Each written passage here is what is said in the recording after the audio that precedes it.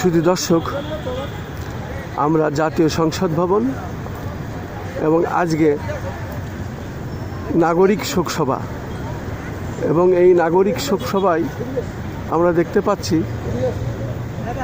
অপরাজেয় বেগম খালেদা জিয়া।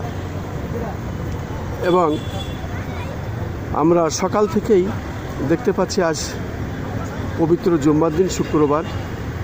এখানে লক্ষ লক্ষ মানুষের সমাবেশ হবে। আগে থেকে মানুষ এখানে, প্রশাসন এখানে সবাই উপস্থিত আছেন এবং আমরা দেখতে পাচ্ছি চারিপাশেই প্রশাসনের লোকজন এবং সব মিলে আমরা দেখতে পাচ্ছি মানুষের আনাগোনা।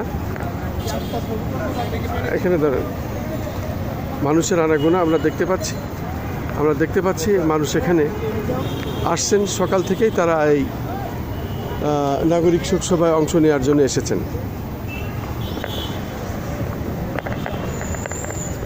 শুধু দর্শক, আমি খন্দকার মাসুদুজ্জামান। আমি আমাদের চ্যানেলগুলির পক্ষ থেকে আমি সকাল থেকে এখানে আছি। ধারাবাহিকভাবে যেহেতু কাজ করি, আমরা বিএনপির রাজনীতি করি, বাংলাদেশ জাতীয়তাবাদী দল বিএনপি, এবং এই বিএনপি জাগো দল থেকে আমরা আজ পর্যন্ত বিভিন্ন নির্যাতন জুলুমের সাথে আমরা লড়াই করে এই পর্যন্ত টিকে আছি।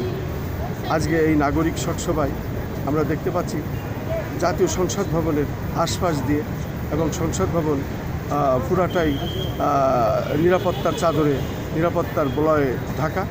মানুষ আসছেন, চারিদিক থেকে দেখছেন এবং এই নাগরিক শোকসভায় অংশগ্রহণ করার জন্য আর কিছুক্ষণ পর থেকেই এখানে লক্ষ লক্ষ মানুষ আসবেন এবং দোয়া মোনাজাত করবেন। এই নাগরিক শোকসভার জন্য আমরা সকাল থেকে এখানে আছি এবং আমরা আমাদের কাজগুলি ধারাবাহিকভাবে আমরা করে যাচ্ছি।